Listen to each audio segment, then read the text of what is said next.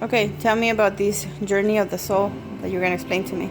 Alrighty, I figured it out, Emma. You see that I had this philosophy in my head for nothing, something, and everything. Just trying to understand those basic concepts and what they mean to me. Been thinking about it for a long time. Nothing can only be defined as the absence of something. Does that make sense? Okay. Something can be defined as any person, place, or thing. Does that seem logical? Okay. It could even possibly be defined as, i.e., all things, everything. Makes sense, right? Okay. Everything, or infinity, well, there's no easy way to define it. So we put two O's. We take an 8 and turn it sideways. And what I realized is when you get those two images, nothing on the left and everything on the right, well, you get some funny stuff. You might see 4 balls on here, but in reality, there's only 2. The 2 that started here on the right. And what I realized is energy naturally flows right. And how it was done, if you take infinity, you split it in half, take 1/2 over here to nothing, well, you get some fun. You get the death of God down here at the 90-degree slope of this 180-degree turn from energy to entropy.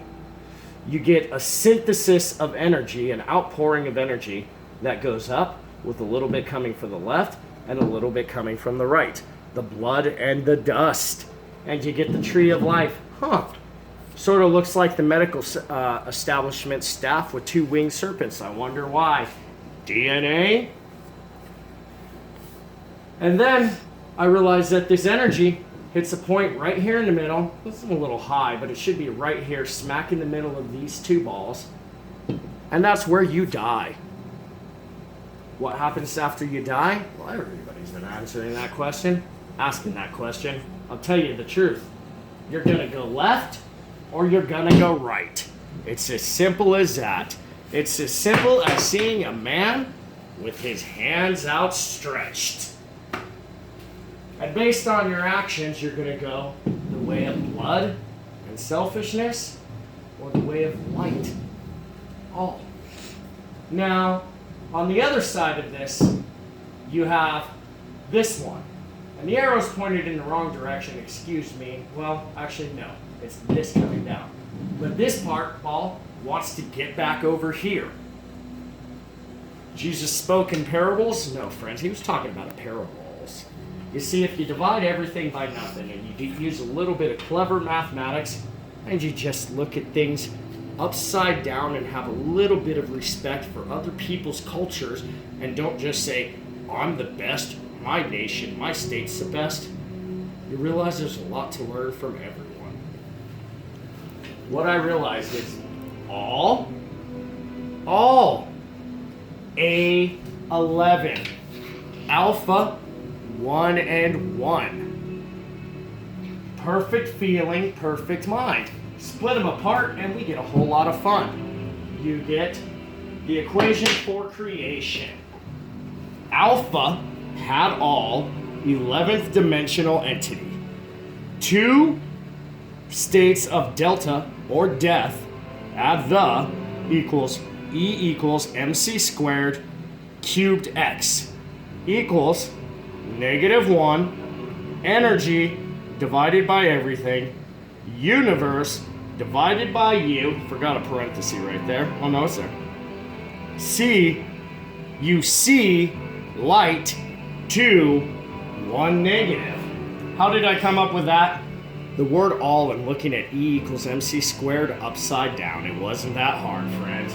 I just had to think differently.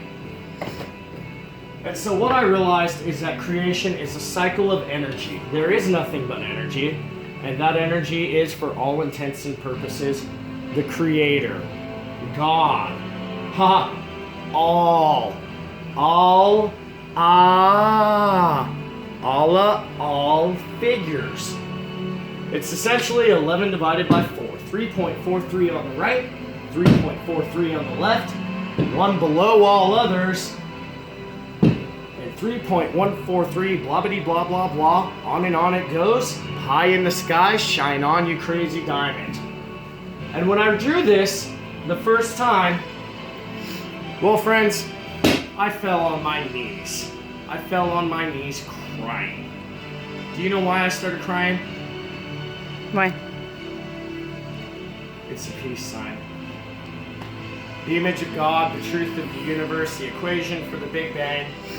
It's a cycle of energy that goes round and round and round and we go. It's Our Lady of Guadalupe, God you loopy. See, when you die, your energy or your soul, and we all know energy never dies, laws of conservation of energy, it just transforms, is going to go left or right. It's going to come here or it's going to go there. And then it comes back down and does this whole crazy cycle once again. Pretty fun, right? Proves reincarnation, proves the existence of God, unifies quantum theory with relativity, physics, biology, and it breaks it all down into a peace sign. So what's up with this, though? I mean, I go peace like this, but when you do a peace sign on paper, you do it upside down. Well, Mark 3:29, my friends, blasphemy of the Holy Spirit is eternal sin. It is a sin with lasting consequences. It is damnation. Well, wait a minute. So let's contrast, because that's what I did. I contrasted. I looked at positives and negatives. It's called taking a step in someone else's shoes. And I realized this. The cross? Well, it's a multi-dimensional cross. It's looking at it from multiple dimensions on the left and right.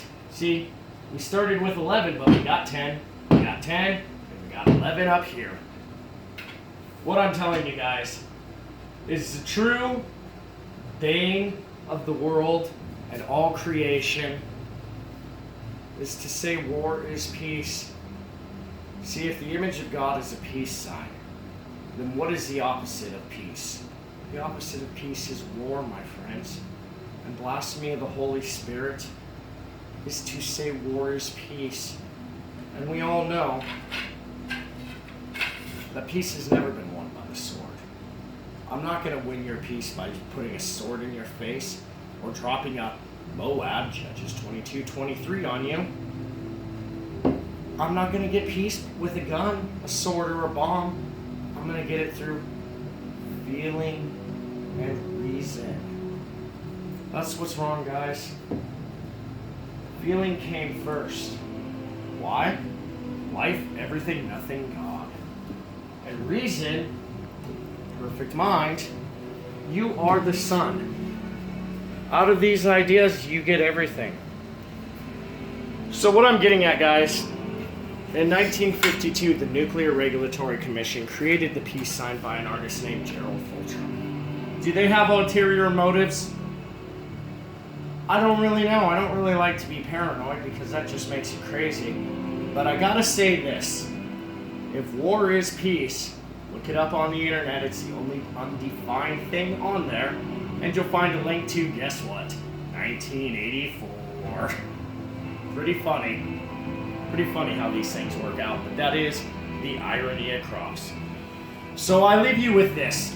For all of you that say, well, Jesus died for me and washed me of my sins. Buddy, I think you got it all wrong. You jumped on the wrong bandwagon, my friends. There's one sin that's unforgivable.